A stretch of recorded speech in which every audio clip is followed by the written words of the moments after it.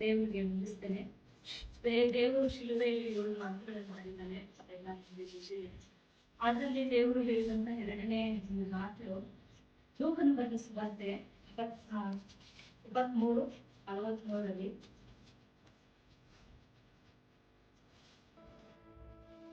ಯೇಸು ಇವತ್ತೇ ನನ್ನ ಸಂಗಡ ಪರದೇಶದಲ್ಲಿರುವೆನೆಂದು ನನಗೆ ಸತ್ಯವಾಗಿ ಹೇಳುತ್ತೇನೆ. ಯೇಸು ತೂಗಾಕಲ್ಪಟ್ಟಾಗ ಅಕ್ಕಪಕ್ಕದಲ್ಲಿ ಇಬ್ಬರು ಕಳ್ಳರನ್ನು ಹಾಕ್ತಾರೆ. ವಾಕ್ಯದಲ್ಲಿ ಹೇಳುವಾಗ ಅದನ್ನು ದುಷ್ಕರ್ಮಿಗಳು ಅಂತ ಎಂದು ದೇವರ ವಾಕ್ಯದಲ್ಲಿ ಹೇಳ್ತಾರೆ. ದುಷ್ಕರ್ಮಿಗಳಂದ್ರೆ ಅದನ್ನು ಕಳ್ಳತನನೇ ಮಾಡದೆ ಅದನ್ನು ಬಂಡಪೂರ್ಣರು ಮತ್ತೆ ಸೂಲಿಗೆ ಮಾಡುವಂತವ್ರು, ಕೊಲೆ ಮಾಡುವಂತವ್ರು. ಆದರೆ ಆತ ಹೋಗುವಾಗ ರಾತ್ರಿ ಸಮಯದಲ್ಲಿ ಹೋಗುವಾಗ ಅವರನ್ನು ಹೊಡೆದು ಆತನಿಂದ ಒಡ್ಡೆಯಿಂದ ಕಿತ್ಕೊಂಡು ಹಣ ದೋಚಿಕೊಳ್ಳುವಂತವರಾಗಿರ್ತಾರೆ. ಅದರಿಂದ ಆತನಿಗೆ ಅವರನ್ನು ಶಿಲುಬೆಯಲ್ಲಿ ಸ್ವಾಮಿ ಪಕ್ಕದಲ್ಲಿ ಅಕ್ಕಪಕ್ಕದಲ್ಲಿ ಕೂಡ ಆತನನ್ನು ಶಿಲುಬೆಗೆ ಹಾಕ್ತಾರೆ. ಹಾಕುವಾಗ ಅದು ತಮ್ಮ ಶಿಲುಬೆಯಲ್ಲಿ ಹಾಕಿದಾಗ ಶಿಲುಬೆಯಲ್ಲಿ ಕ್ರಿಸ್ತನ ಹೊದಿಕೆಯನ್ನು ಪಾಲು ಮಾಡ್ತಾರೆ. ಚಿಟ್ಟುಗಳು ಹಾಕಿ ಅದನ್ನ ಬಟ್ಟೆಗಳನ್ನ ತೆಗೆದುಕೊಳ್ತಾರೆ. ಅದು ಧರ್ಮಶಾಸ್ತ್ರದಲ್ಲಿ ಕೀರ್ತನೆ ಒಂದು ಭಾಗದಲ್ಲಿ 22:18 ಹೇಳ್ತಾರೆ. ತನ್ನ ಬಟ್ಟೆ ತನ್ನ ಮೇಲು ಹೊದಿಕೆಯನ್ನು ಪಾಲು ಮಾಡಿಕೊಳ್ತಾರೆ. ಮತ್ತೆ ಅದನ್ನ ಬಟ್ಟೆಗಳನ್ನು ಚೀಟು ಮಾಡಿ ತೆಗೆದುಕೊಳ್ತಾರೆ ಅಂತ ಅಂದ್ಬಿಟ್ಟು ಹೇಳಿರೋ ಮಾತು ಕೂಡ ದೇವರು ಶಿಲುಬೆಯಲ್ಲಿ ನೆರವೇರಿಸ್ತಾರೆ. ಮತ್ತೆ ಅಲ್ಲಿರುವಂತಹ ಅಧಿಕಾರಿಗಳು ಸಿಪಾಯಿಗಳು ಕೂಡ ಯೇಸುವನ್ನು ಹೀಯಾಳಿಸ್ತಾರೆ.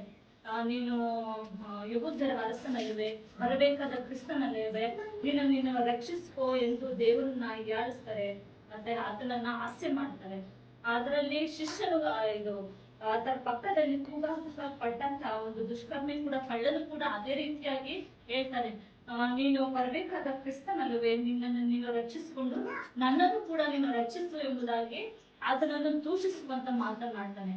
ಆದ್ರೆ ಇನ್ನೊಬ್ಬ ಕಳ್ಳನಾದ್ರೆ ಏನ್ ಹೇಳ್ತಾನಂದ್ರೆ ನೀನು ಆತನನ್ನ ಗದರಿಸ್ಕೊಂಡು ನೀನು ದೇವರಿಗೆ ಭಯ ಪಡೋದಿಲ್ವಾ? ನಾವು ಮಾಡಿದಂತ ತಪ್ಪಿಗೆ ನಾವು ಶಿಕ್ಷೆನ ಅನುಭವಿಸ್ತಾ ಇದ್ದೀವಿ. ನಾವು ಮಾಡಿದ ತಪ್ಪಿಗೆ ಇದು ಸರಿಯಾದ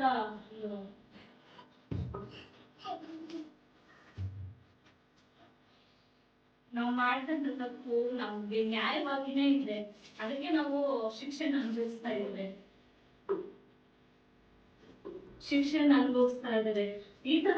ಈತನಲ್ಲಿ ಯಾವುದೇ ರೀತಿಯ ತಪ್ಪು ಪಾಪ ಕಾಣ್ತಾ ಇಲ್ಲ.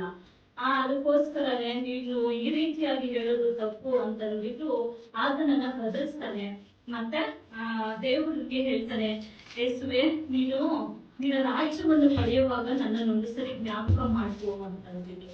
ಈ ಮಾತನ್ನು ಕೇಳಿದಂತ ದೇವರಿಗೆ ಆತನಲ್ಲಿರುವಂತ ನಂಬಿಕೆ ನೋಡ್ತಾನೆ. ಏನಂದ್ರೆ ದೇವರು ಆ ಕ್ಷಣದಲ್ಲಿ ನೋಡ್ಬಿಟ್ಟು ಈ ಗೊತ್ತೇ ನನ್ನ ಸಂಗಡ ಪರದೇಶಿಯಲ್ಲಿ ಇರುತ್ತೆ ಅಂತ ಹೇಳ್ತಾರೆ.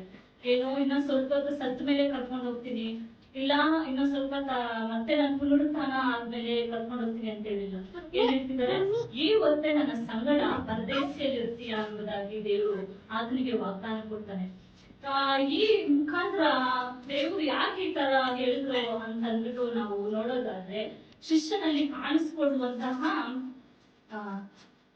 ಆತನಲ್ಲಿ ತಿಳಿಯಬೇಕಾದಂತಹ ಕೆಲವು ಮಾತುಗಳಿದೆ.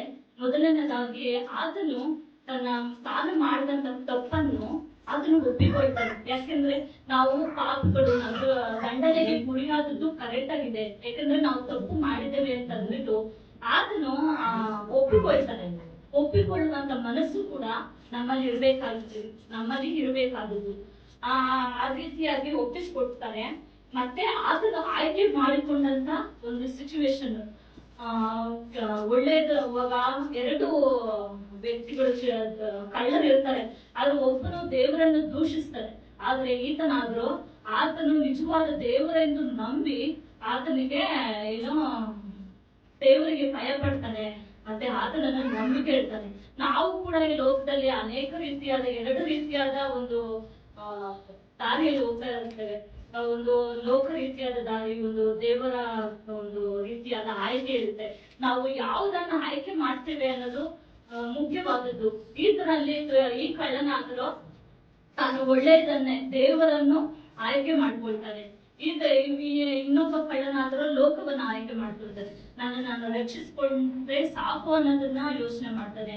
ಆದ್ರೆ ಈ ಕಳ್ಳನಾದರೂ ನಿನ್ನ ರಾಜ್ಯವನ್ನು ಪಡೆಯುವಾಗ ನನ್ನನ್ನು ನೆನೆಸ್ಕೋ ಅಂತ ದೇವರ ರಾಜ್ಯಕ್ಕಾಗಿ ಆತನು ಎದುರು ನೋಡುವಂತವನಾಗಿರ್ತಾನೆ. ಮೂರನೇದಾಗಿ ದೇವರು ಯೇಸು ಕ್ರಿಸ್ತನೇ ಮಾರ್ಗ, ಅಂದ್ರೆ ದೇವರು ರಾಜ್ಯಕ್ಕೋಸ್ಕರ ಹೋಗೋದಕ್ಕೆ ಯೇಸು ಕ್ರಿಸ್ತನೇ ಮಾರ್ಗ ಎಂಬುದಾಗಿ ಆತನು ಗ್ರಹಿಸ್ಕೊಳ್ತಾನೆ. ಆತನ ರಾಜ್ಯವನ್ನು ಸೇರುವಾಗ ನನ್ನನ್ನು ಕೂಡ ನೀನು ಜ್ಞಾಪಕ ಮಾಡಿಕೊ. ಆತನು ಹಾಸ್ಯ ಮಾಡಲಿಲ್ಲ. ಇನ್ನೊಬ್ಬ ಕಳ್ಳನ ರೀತಿಯಾಗಿ ಆತನು ಹಾಸ್ಯ ಮಾಡಲಿಲ್ಲ, ಅಪಹಾಸ್ಯ ಮಾಡಲಿಲ್ಲ, ದೂಷಿಸಲಿಲ್ಲ. ಆತನು ನಂಬ್ತಾನೆ ನಿಜವಾದ ದೇವರು ಈತನ ಮೂಲಕವಾಗಿ ಮಾತ್ರವೇ ನಾವು ನಿತ್ಯ ಜೀವವನ್ನು ಪಡೆಯಬೇಕು ಎಂಬುದಾಗಿ ಆತನು ನಂಬಿ ಆತನ ತಪ್ಪನ್ನು ಆತನು ಒಪ್ಪಿಸಿಕೊಂಡಾಗ ಮಾತ್ರ ಆತನು ತನ್ನ ರಾಜ್ಯವನ್ನು ಸೇರುವಾಗ ನೆನೆಸ್ಕೋ, ನನಗೆ ಈ ಲೋಕದಲ್ಲಿ ಏನು ಬೇಡ, ಸಾಕು, ಆದ್ರೆ ನೀನು ಹೋಗುವಾಗ ನಾನು ಸಾರಿ ನೆನ್ಪು ಮಾಡ್ಕೋಪ ಅಂತ ಅಂದ್ಬಿಟ್ಟು ಕೇಳುವಂತವನಾಗಿದ್ದೇನೆ. ನಾವು ಕೂಡ ಅದೇ ರೀತಿಯಾಗಿರ್ಬೇಕು. ನಮ್ಮ ತಪ್ಪುಗಳನ್ನ ನಾವು ಒಪ್ಪಿಕೊಳ್ಳುವ ರೀತಿಯಾಗಿರ್ಬೇಕು. ಮತ್ತೆ ನಾವು ಆಯ್ಕೆ ಮಾಡಿಕೊಳ್ಳುವಂತ ರೀತಿಯೂ ಕೂಡ ಸರಿಯಾಗಿರ್ಬೇಕು. ನಾವು ಲೋಕವನ್ನ ಆಯ್ಕೆ ಮಾಡಿಕೊಳ್ಳದೆ ದೇವರನ್ನ ಆಯ್ಕೆ ಮಾಡಿಕೊಳ್ಳಬೇಕು. ಆತನನ್ನು ನಂಬಬೇಕು, ವಿಶ್ವಾಸಿಸಬೇಕು. ಆತನ ರಾಜ್ಯಕ್ಕಾಗಿ ನಾವು ಎದುರು ನೋಡುವಂತವರಾಗಿರ್ಬೇಕು. ಈ ರೀತಿಯಾಗಿ ದೇವರು ಮಾತನಾಡಿದ್ದಾನೆ. ನಾವು ಅನ್ಕೊಂಡ್ಬೋದು ಈ ಪಾಪಿ ಕಡೆ ಕ್ಷಣದಲ್ಲಿ ರಕ್ಷಿಸಲ್ಪಟ್ಟನು ಏನೋ ನಂಬಿಕೆಯಿಂದ ಅಂತ ಅಂದ್ಬಿಟ್ಟು ಕೆಲವರು ಅನ್ಕೊಂಡು ಬಿಡು, ಇನ್ನ ಟೈಮ್ ಇದೆ, ನಾವು ಬೇಕಾದ್ರೆ ನಿಧಾನವಾಗಿ ದೀಕ್ಷಾಸ್ಥಾನ ತಗೋಬಹುದು, ಇನ್ನೊಂದ್ ಸ್ವಲ್ಪ ಟೈಮ್ ಇದೆ ಅಂತ ಅಂದ್ಬಿಟ್ಟು ನಾವು ಅನ್ಕೊಂಡು ನಾವು ಕಾಲ ವ್ಯರ್ಥ ಮಾಡಬಾರ್ದು. ದೇವರು ಕೊಟ್ಟಂತ ಒಂದು ಸಮಯವನ್ನು ನಾವು ಉಪಯೋಗ ಮಾಡಿಕೊಂಡು ದೇವರು ಈ ಒಂದು ರಕ್ಷಣೆಯನ್ನು ಅನುಭವಿಸ್ಕೊಂಡು ಆತನ ರಾಜ್ಯಕ್ಕೆ ನಾವು ಬಾಧ್ಯಸ್ಥರಾಗಿ ಆತನು ಕೊಟ್ಟಂತ ಕೆಲಸವನ್ನು ನಾವು ಈ ಲೋಕದಲ್ಲಿ ಮಾಡಿ ಮುಗಿಸಬೇಕಾಗಿದೆ. ಆ ರೀತಿ ಕ್ರಿಸ್ತನಿಗೆ ಅದು ಕಡೆ ಸಮಯ. ಆತನಿಗೆ ಗೊತ್ತಿತ್ತು, ನಾನು ಇದಾದ್ಮೇಲೆ ನಾನು ಶಿಲುಬೆಯಲ್ಲಿ ಮರಣ ಹೊಂದುತ್ತೇನೆ ಅಂತ ಗೊತ್ತು. ಆದ್ರಿಂದ ಆತನು ಹೇಳ್ಕೊಳ್ತಾನೆ, ಆತನ ತಪ್ಪಿಗೆ ಆತನು ಪಶ್ಚಾತ್ತಾಪ ಪಡ್ತಾನೆ. ನಾನು ಮಾಡಿದಂತ ತಪ್ಪಿಗೆ ಇದು ಶಿಕ್ಷೆ ಆಗ್ತಿದೆ, ನಾನು ನ್ಯಾಯ ಕರೆಕ್ಟ್ ಆಗಿದೆ. ಆದ್ರೆ ದೇವ, ನೀನು ಹೋಗೋ, ನೀನು ರಾಜ್ಯವನ್ನು ಸೇರುವಾಗ ನನ್ನ ನೆನಪು ಮಾಡ್ಕೋ ಅಂತ ಆತನ ಇಟ್ಟಿದ ನಂಬಿಕೆ ದೇವರು ಆತನನ್ನು ರಕ್ಷಿಸಲ್ಪಡ್ತಾನೆ. ಮತ್ತೆ ಆತನ ಸಂಗಡ ಆತನ ಪರದೇಶಿಗೆ ಹೋಗೋದಿಕ್ಕೆ ದೇವರು ಆತನ ನಂಬಿಕೆಯನ್ನು ಗುರುತಿಸ್ತಾನೆ. ಆತನನ್ನು ಪರದೇಶಿಗೆ ಕರೆದುಕೊಂಡು ಹೋಗ್ತಾನೆ. ಈ ಪರದೇಶಿ ಅನ್ನೋದು ಹಳೆ ಒಡಂಬಡಿಕೆಯಲ್ಲಿ ಎಲ್ಲೂ ಕೂಡ ಕಾಣೋದಿಲ್ಲ. ಯೇಸು ಸ್ವಾಮಿ ಬಂದಾಗಲೇ ಪರದೇಶಿ ಎಂಬ ಒಂದು ಮಾತು ಇದೆ ಅಂತ ಅಂದ್ಬಿಟ್ಟು ಆಗ ಗೊತ್ತಾಗುತ್ತೆ. ಪರದೇಶಿ ಅಂದ್ರೆ ವಿಶ್ರಾಂತಿ ಸ್ಥಳ ಆಗಿದೆ. ದೇವರನ್ನ ನಂಬಿ ಹಿಂಸೆ ಪಡಿಸುವಂತವರು ಮತ್ತೆ ದೇವರಿಂದ ರಕ್ಷಣೆ ಹೊಂದುವವರೆಲ್ಲರೂ ಕೂಡ ಪರದೇಶಿಗೆ ಬಾಧ್ಯಸ್ಥರಾಗ್ತಾರೆ. ಪ್ರಕಟಣೆಯಲ್ಲೂ ಕೂಡ ಹೇಳ್ತಾರೆ, ಇದು ಪ್ರಕಟಣೆ ಕೂಡ ಪರದೇಶಿ ಎಂಬ ಒಂದು ಮಾತಿನಿಂದ ಕೆಲವು ಪರದೇಶಿ ಅನ್ನೋದು ಕೆಲವು ಕಡೆ 1-2-3 ಹತ್ರ ಮಾತ್ರ ಬರೆಯಲ್ಪಟ್ಟಿದೆ. ಆ ಪರದೇಶಿ ವಿಶ್ರಾಂತಿ ಸ್ಥಳವನ್ನು ನಾವು ಕೂಡ ಸೇರಬೇಕಾಗಿದೆ. ನಾವು ಕೂಡ ಅದೇ ರೀತಿಯಾಗಿ ಒಂದು ಕಳ್ಳನ ರೀತಿಯಾಗಿ ನಮ್ಮನ್ನು ನಾವು ಒಪ್ಪಿಸಿಕೊಟ್ಟು ಆತನ ರಾಜ್ಯಕ್ಕೆ ನಾವು ಬಾಧ್ಯಸ್ಥರಾಗಬೇಕು ಎಂಬುದಾಗಿ ಈ ರೀತಿಯಾಗಿ ದೇವರು ಈ ಧರ್ಮಶಾಸ್ತ್ರದಲ್ಲಿ ಬರೆದಿರುವ ಮಾತುಗಳನ್ನು ನೆರವೇರಿಸುವುದಕ್ಕಾಗಿ ದೇವರು ಶಿಲುಬೆಯಲ್ಲಿ ಬಲಿಯಾಗ್ತಾನೆ. ಈ ರೀತಿಯಾಗಿ ದೇವರು ಮಾತಾಡಿದಂತ ಕೃಪೆಗಾಗಿ ದೇವರನ್ನು